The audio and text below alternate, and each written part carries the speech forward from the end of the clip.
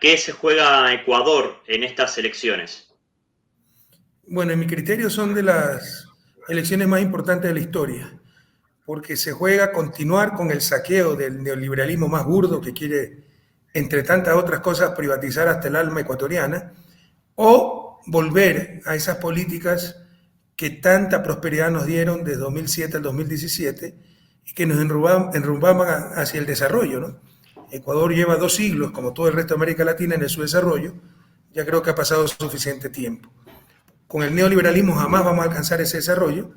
Claramente, con las políticas progresistas de corte social, sin excluir la eficiencia, pero eficiencia con rostro social, se veía el avance día a día. Entonces, lo que nos jugamos, yo le puedo decir, es continuar en su desarrollo, continuar siendo el país más, el continente más inequitativo del planeta, continuar con sistemas perversos que han excluido a las grandes mayorías de los frutos del progreso, o volver a esa senda de progreso, dignidad, justicia, de patria grande que teníamos del 2007 al 2017. Uh-huh. Bien, de cara a estas elecciones, Rafael, a usted no solo le han impedido presentarse como candidato, sino que además el Consejo Nacional Electoral de Ecuador ha prohibido incluso que usted aparezca en la propaganda electoral. Es un hecho curioso. ¿Cómo interpreta usted esa decisión? La desesperación que los hacen caer ya en el ridículo, pero también es muy importante esto. Si la gente creyera toda la difamación, todas las tonterías que han sacado contra mí para tratar de destruirme moralmente, políticamente, serían los primeros en permitir mi imagen. Como saben que no les creen y que gozamos un gran apoyo, han prohibido mi imagen, han prohibido mi voz, prohibieron los spots en radio con mi voz, como saben que soy yo, que no es otra persona. Prohibieron los jingles que digan Correa presente. Mi hermana es candidata, es Correa. Prohibieron los jingles. Todo eso es inconstitucional, todo eso es ilegal. No solo atenta contra mis derechos humanos, sino que atenta contra los derechos humanos de lo que y de políticos, de aquellos que utilizan mi imagen, porque el único que pudiera prohibirle utilizar mi imagen soy yo. Y lo único que prohíbe el Código de la Democracia es utilizar imágenes de niños y adolescentes. Entonces, lo que están haciendo es absolutamente inconstitucional, pero es muestra del pánico que nos tienen, y de que para ellos, pues, la Constitución es letra muerta y hacen lo que les da la gana. ¿Cree que en su ruptura y enfrentamiento con el aún presidente Lenín Moreno puede tener algo que ver con todo esto? Pero es obvio que trae todo esto hasta el gobierno. Ahora, cuidado, reducen la traición más grande de la historia del Ecuador y una de las más grandes de la historia de América Latina a una ruptura mía con Moreno. Moreno no me traicionó a mí, traicionó a la democracia. Eso en España sería imposible. Imaginen ustedes el Partido Socialista llegando al poder diciendo A y luego haciendo Z, criticando al Partido Popular y siguiendo las políticas del Partido Popular mucho más profundamente, mucho más corruptamente.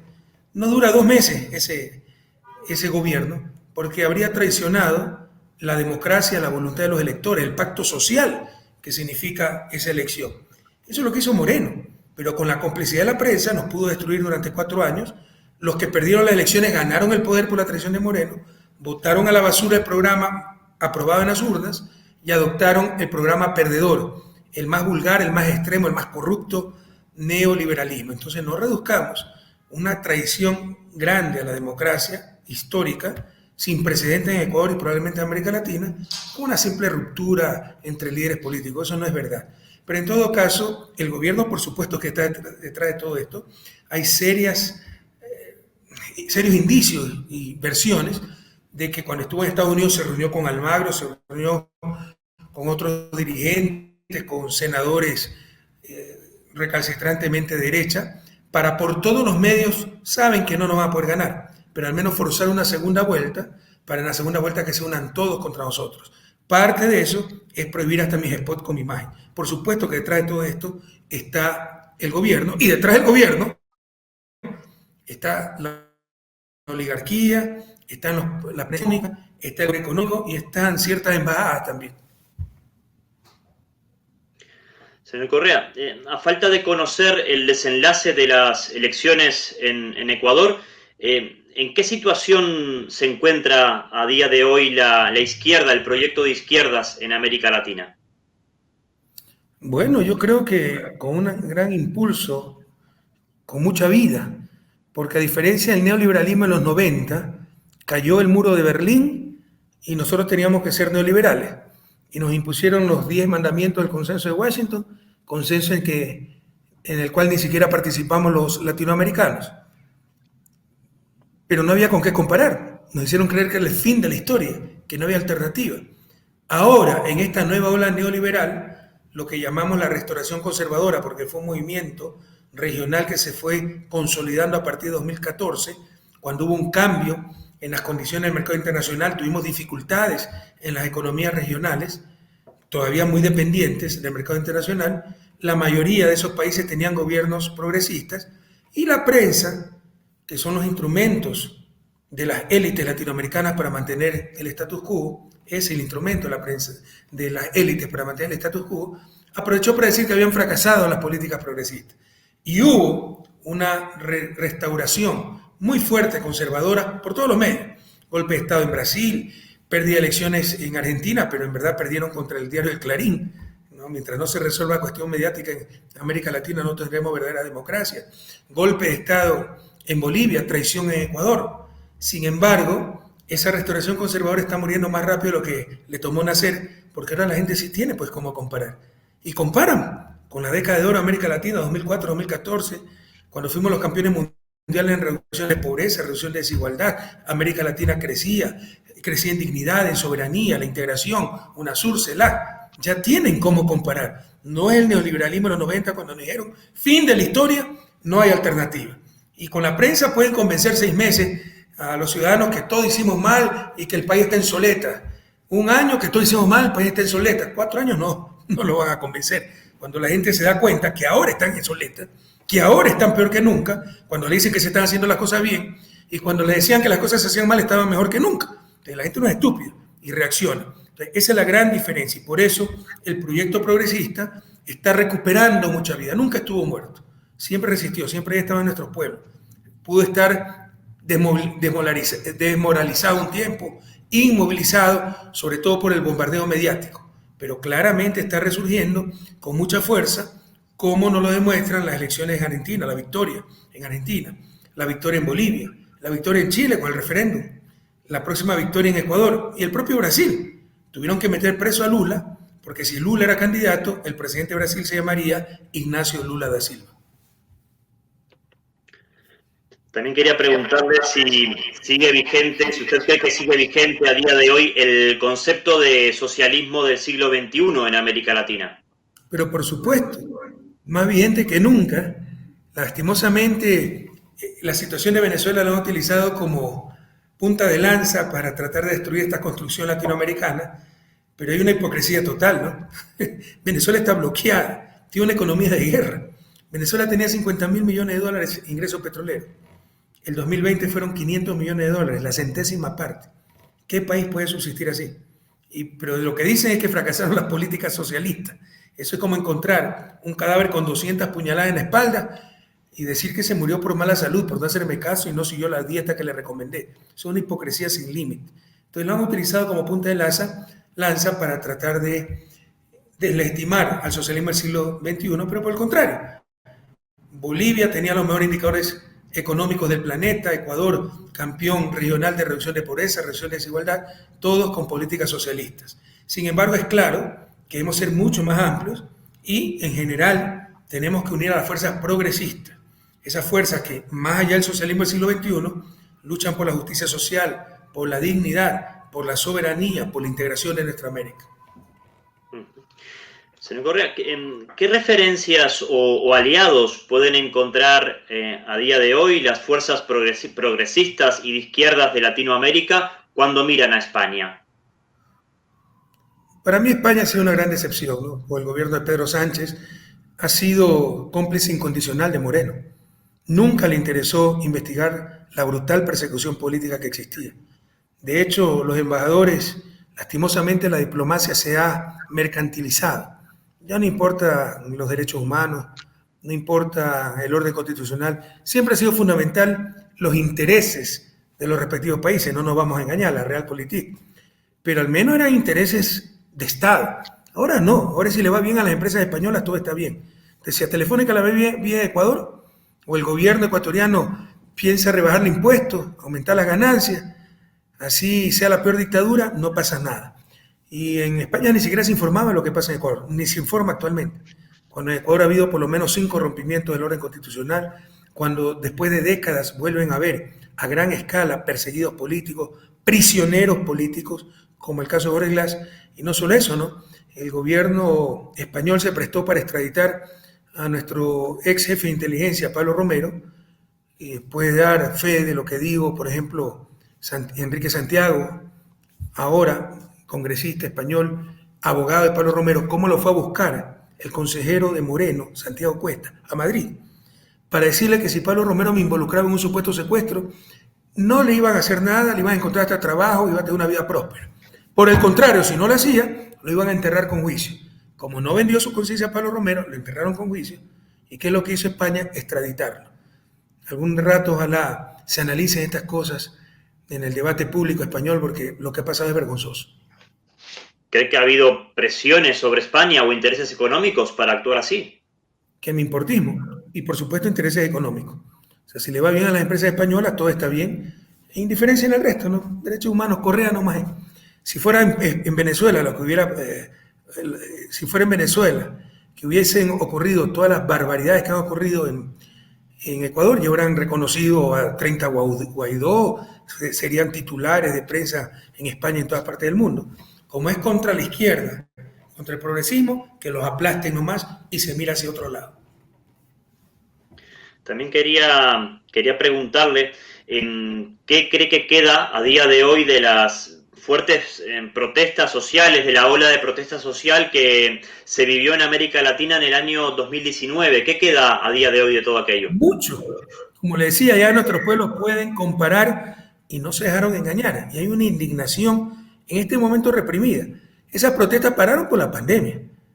Si no hubiera sido por la pandemia, los gobiernos entreguistas, los gobiernos neoliberales, los gobiernos que han hecho tanto daño a nuestra población, hubieran sido arrasados, hubieran derrumbado como castillo de naipes. Pero esa protesta lastimosamente se detuvo por la pandemia. Pero está muy latente, la indignación de Chile está muy latente. La indignación de Ecuador, felizmente hay elecciones y podrán desfogar esa indignación con el voto. Pero en Colombia sigue latente, en Perú sigue latente. Pasa la pandemia, yo estoy casi seguro que esas protestas se retomarán hasta que haya verdaderos cambios, sobre todo en países como Colombia y Perú. Bien, precisamente le quería preguntar qué consecuencias, o mejor dicho, si la pandemia y sus consecuencias trágicas ¿cree usted que pueden agravar la situación que ya se vivía en América Latina antes de la COVID? Sin duda, sin duda. La pandemia está ocasionando la mayor crisis de la historia desde que se llevan registros, ¿no? La mayor crisis era la crisis de 1929. América Latina va a decrecer 7.7%. En la crisis de 1929 decreció alrededor del 5%. Y algo similar a nivel mundial. O sea, claramente la pandemia ha golpeado muy fuertemente las economías, pero no tenía que ser tan fuertemente en el caso de Ecuador, Perú, los países que más van a decrecer en América Latina, los dos países más neoliberales, y los dos países que peor han enfrentado la pandemia, con mayor cantidad de muertos por cada 100.000 habitantes, porque la obsesión con reducción del gasto público, con votar empleados, entre ellos médicos, profesionales de la salud, y ahí están las consecuencias. Entonces, por supuesto que la pandemia, nadie es ciego, nadie es tonto aquí, ha generado una crisis económica a nivel mundial, pero los que peor han manejado la pandemia y la crisis son los gobiernos neoliberales, pero no solo aquello. Ya en el 2019 habíamos crecido cero, sin pandemia. Teníamos una brutal recesión. Si no hubiera habido pandemia, el 2020 hubiera sido de crisis en Ecuador. No tan grave, pero de crisis, fruto de las malas políticas económicas, fruto del neoliberalismo. Ahora el 2020 ha sido no de crisis, ha sido de tragedia. La peor crisis de la historia del país. ¿Por qué? Porque el neoliberalismo agravó la crisis en vez de mitigar la crisis fruto del coronavirus. Le iba a preguntar también, entrando en otro capítulo, en el último ya, si ha hablado últimamente con Julian Assange.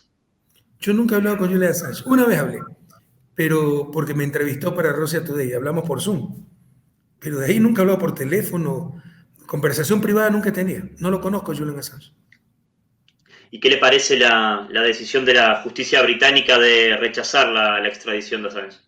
Un paso al frente, pero absolutamente insuficiente. Julian Assange, primero, nunca había estar acusado, nunca había estar preso, y ya debería estar libre, después de todos los errores y atropellos a sus derechos humanos.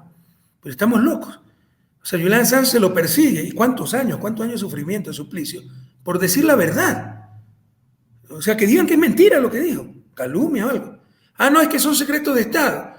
Yo entiendo muy bien, yo he sido jefe de Estado, que todo Estado debe tener sus secretos, pero no crímenes de guerra, pues. Eso no son secretos de Estado, eso es impunidad. Pero además, Julian Assange no fue el que publicó eso. Lo publicó el New York Times, El País de España. ¿Por qué no enjuician a todos esos diarios? Entonces, claramente se están yendo contra el eslabón más débil de la cadena. Es la estructura de poder a nivel mundial. A los grandes medios, que son los que publican la noticia, la información, no les hacen nada. Pero al periodista que dio la información, ahí sí lo quieren aplastar. Yo creo que el caso de Julian Assange es paradigmático para reflejar la hipocresía, la doble moral que reina a nivel mundial.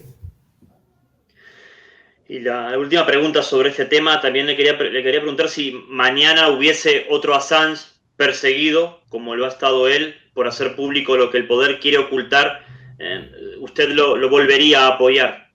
Pero 10.000 veces, pues sin pensarlo. Si nosotros no hemos apoyado a Julian Assange, no es que hemos apoyado algo contra Estados Unidos. Hemos apoyado a una persona que evidentemente no tenía la más mínima probabilidad de ser juzgada con el debido proceso. 2 meses se analizó el caso de Julian Assange. Se hizo un informe muy pormenorizado antes de otorgarle el asilo. Y le otorgamos el asilo no porque estemos de acuerdo con todo lo que había hecho. Como le decía hace un momento, yo creo que los estados deben tener información confidencial por seguridad nacional. Otra cosa es encubrir crímenes de guerra, crímenes de lesa humanidad. Pero no le dimos el asilo por eso, por haber revelado información contra Estados Unidos, no. Porque no había la más mínima garantía del debido proceso, porque había un alto riesgo de que se lo extradite a Estados Unidos, y allá los halcones gringos, con la ley esta, no recuerdo este momento, de seguridad nacional, algo así, que incluye pena de muerte, querían juzgarlo. Estaba hasta en riesgo la vida de Julian Assange. Y creo que el tiempo nos ha dado la razón. Eso, en esencia, esos son los argumentos que utiliza la jueza británica para negar en primera instancia la extradición a Estados Unidos de Assange. Muy bien, y una última pregunta, Rafael. En caso de que Andrés Arauz sea el próximo presidente de Ecuador, ¿usted va a tener algún papel en ese gobierno? Primera pregunta. Y segunda pregunta, ¿tendría ese papel en ese nuevo gobierno en Ecuador o sin regresar a Ecuador? Mire, yo tengo 39 investigaciones penales, más que el Chapo Guzmán, Pinochet y Al Capone juntos. Es de risa. Cada día me despierto a ver qué nueva acusación me han puesto. Soborno, secuestro, homicidio, mal manejo de deuda, mal manejo del avión presidencial. Ya quieren que sea piloto también. O sea, es algo de risa. Entonces, como se tomaron las cortes, 70% de la Corte Nacional fue destituida, fueron reemplazados a dedo, nos juzgaron jueces temporales. ¿Sabe lo que todo eso significa? De las cosas más ridículas, los absurdos, los montajes, los fraudes procesales más clamorosos, pero sigue vigente eso. Yo creo que cuando cambia la situación política, jueces honestos que sí los hay en Ecuador, pero no heroicos, cuando son amenazados, cuando te amenazan a tu familia, la gente se echa para atrás, pero sin esas presiones van a hacer lo correcto y van a derrumbar todas esas mamarrachadas que han levantado contra nosotros. Y si no lo hacen los jueces honestos ecuatorianos, lo harán los jueces internacionales, porque van a ser arrasados. Para empezar, jueces temporales. Eso es totalmente contrario a lo que dictamina la Corte Interamericana, la Comisión Interamericana de Derechos Humanos. En todo caso, hasta que eso pase, en principio mi situación jurídica no cambia. Andrés Arauz ha dicho que si él gana, quisiera que lo asesore. Se lo puede asesorar de lejos, telemáticamente. Yo siempre estaré a las órdenes de Andrés y de mi patria. Pero en principio mi plan de vida es continuar viviendo en Bélgica, donde está mi familia, y dedicado a la vida académica, esencialmente escribiendo unos proyectos de libros que tengo, ¿no?